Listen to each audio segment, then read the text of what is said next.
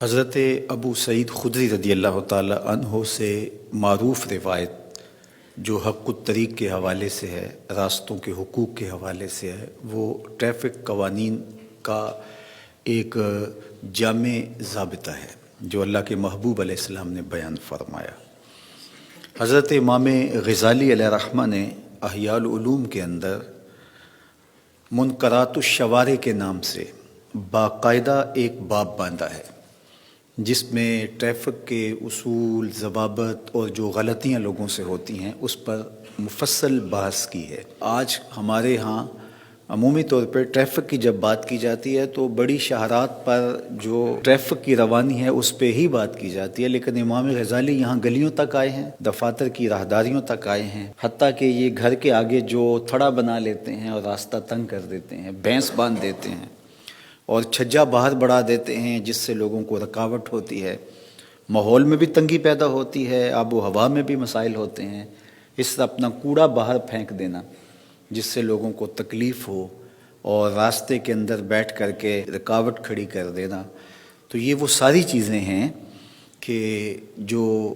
انتہائی اذیت ناک ہوتی ہیں۔ آپ کتنی جلدی میں جا رہے ہوتے ہیں، یہ آپ کے ذہن میں ہوتا ہے کہ میرا ہدف کیا ہے اور میں نے کتنی جلدی پہنچنا ہے،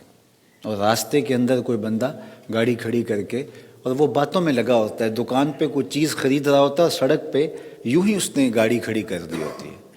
اور اگر وہاں ہارن بجایا جائے یا اس کو کہا جائے تو وہ سر نکال کے الٹا غصے میں آتا ہے، حالانکہ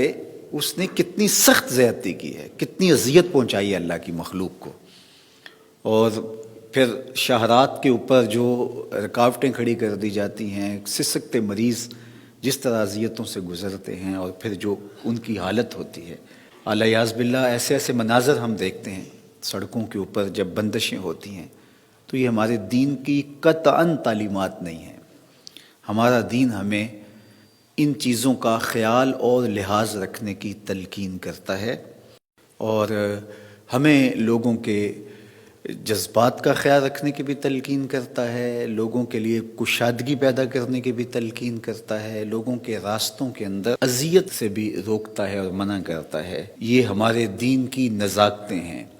اور آج تو دنیا کے اوپر جو ٹریفک قوانین بنائے گئے ہیں وہ وہاں کے حالات کی وجہ سے جو ضروریات ان کو مد نظر رکھ کے بنائے گئے ہیں، لیکن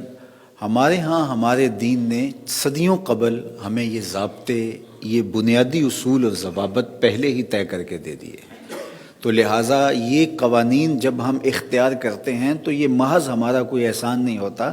یہ ہمارا دین ہے۔ اگر ہم کسی کے لیے راستہ چھوڑتے ہیں یا اپنی لین پہ چلتے ہیں، اپنے راستے پہ چلتے ہیں، یا پارکنگ صحیح جگہ پہ کرتے ہیں، تو یہ نہیں کہ ملکی قانون کو فالو کر رہے ہیں اور ملکی قانون کا احترام کر رہے ہیں، ٹھیک اگر نہ کریں تو پھر بھی کوئی فرق نہیں پڑتا، نہیں، اس پر بھی ہمیں اجر دیا جاتا ہے، اس پر بھی ہمیں ثواب دیا جاتا ہے۔ آج دنیا کو اگر ہم دیکھیں تو وہ کہاں پہنچ گئی ہے، اور ہم ابھی تک کہاں لٹکے ہوئے ہیں، اور ابھی ہم سے ٹریفک سیدھی نہیں ہو رہی، اور دنیا مریخ کی راہیں سیدھی کر چکی ہے، دنیا چاند کی راہیں کشادہ کر چکی ہیں، اور ہم سے ابھی گلی کی تھڑیاں ختم نہیں ہو پا رہی۔ اور جب ہم کہتے ہیں کہ ہم دنیا سے پیچھے رہ گئے تو ہم اپنے اندر اتر کے دیکھیں ہم کھڑے کہاں ہیں، اور اس کو ہم حقارت سے دیکھتے ہیں، یہ بھی کوئی بڑا کام ہے؟ کسی کو آپ کہہ کے دیکھ لیں کہ یار گاڑی یہاں کیوں کھڑی کی ہے، یہاں کر دیتے، تو وہ آپ کے گلے آئے گا، اس کا غصہ اور اس کی حیثیت ترکیبی ہے وہ دیکھنے والی ہوگی۔ تو جب قومیں یوں پست قامت ہوں گی، جب یوں چھوٹا ذہن رکھنے والی ہوں گی، تو پھر قومیں کبھی بھی آگے نہیں جا سکتی۔ دیکھیے، اینٹوں سے مل کر کے دیوار بنتی ہے، دیواروں سے مل کر کے کمرہ بنتا ہے، کمروں سے مل کے مکان بنتا ہے، مکانوں سے مل کے محلے بنتے ہیں، محلوں سے مل کے پھر شہر بنتے ہیں، اور شہروں سے مل کے ملک بنتے ہیں۔ تو بنیادی اینٹ ہی اگر ٹیڑھی رکھ دی جائے تو پھر کبھی بھی شہر سیدھے نہیں بن سکتے اور ملک سیدھے نہیں ہو سکتے۔ یہ چھوٹی چھوٹی چیزیں بظاہر لگتی ہیں، یہ چھوٹی نہیں ہیں، یہ بڑی چیزیں ہیں، اور ہمارا دین ہمیں یہ سکھاتا ہے، اور ہمیں عملاً اس کی تربیت صرف پڑھ لینے سے نہیں، عملی مشق کرنی اس کی چاہیے، اور اس کو سیکھنے سے ہم ضرر سے بچ سکتے ہیں۔ بعض اوقات ایسا ہوتا ہے کہ ہم سفر پہ رات 2 بجے 3 بجے واپس آ رہے ہوتے ہیں تو اشارہ بند ہوتا ہے، ہم گاڑی روک لیتے ہیں، چونکہ وہاں نہ اس وقت کوئی ٹریفک وارڈن کھڑا ہے، نہ اس وقت کوئی بندہ دیکھ رہا ہے اکیلی گاڑی ہماری کھڑی، باقی لوگ آ رہے ہیں، تو جو میرے ساتھ ہوتا ہے تو اس کے دل میں بھی آتا ہے کہ ہم کیوں یہاں انتظار کر رہے ہیں. تو میں نے کہا نہیں، ہم اس کو نافذ کریں گے، ایک شخص بھی دیکھے، کوئی نہ بھی دیکھے. بلکہ ہم ایک سفر میں تھے تو وہاں واش روم 2 بنے تھے اور رات کا پچھلا پہر تھا، تو خواتین کے واش روم تھے اور مردوں کے واش روم تھے. تو وہ مجھے کہنے لگے کہ آپ ادھر چلے جائیے، ادھر رش ہے، خاتون تو اس وقت ہے ہی نہیں، اور وہ سڑک بھی کچھ طرح کی تھی، کوئی امکان بھی نہیں. میں نے کہا کہ میں خواتین کے واش روم میں چلا جاؤں، اور اچانک میں اگر کوئی خاتون آ جاتی ہے تو میں وہاں سے نکل رہا ہوں گا، وہ دیکھے گی تو وہ میرے بارے کیا تاثر لے گی. اب میری گفتگو جب وہ سنتی ہے کوئی خاتون اپنے گھر بیٹھ کے، اور وہ ایک تاثر ہے میرے بارے میں، اب اس چھوٹی سی بات سے کیا تاثر اس کے ذہن میں میرا پیدا ہوگا. تو یہ بظاہر چھوٹی چیزیں ہیں،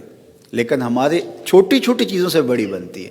انسان کے جو ذہن کے اندر خیالات پیدا ہوتے ہیں، انسان کے الفاظ وہی بنتے ہیں، اور جو الفاظ بنتے ہیں پھر وہی انسان کا عمل بننا شروع ہو جاتا ہے، اور وہ عمل ہی انسان کی شناخت بنتا ہے، اور اس سے اس کی شخصیت کا اندازہ کیا جا سکتا ہے. تو شخصیت انسان کے ان چھوٹے چھوٹے اعمال سے، ان اینٹوں سے جڑ کے شخصیت کا گھر تعمیر ہوتا ہے، اس کا محل تعمیر ہوتا ہے. وہ آپ تاج محل تعمیر کر لیں اس شخصیت کا، یا کوئی کڑ تعمیر کر لیں، جس طرح آپ کی مرضی ہے. تو وہ آپ نے سلیقے سے وہ اینٹیں لگانی ہے، وہ کس طرح لگانی ہے.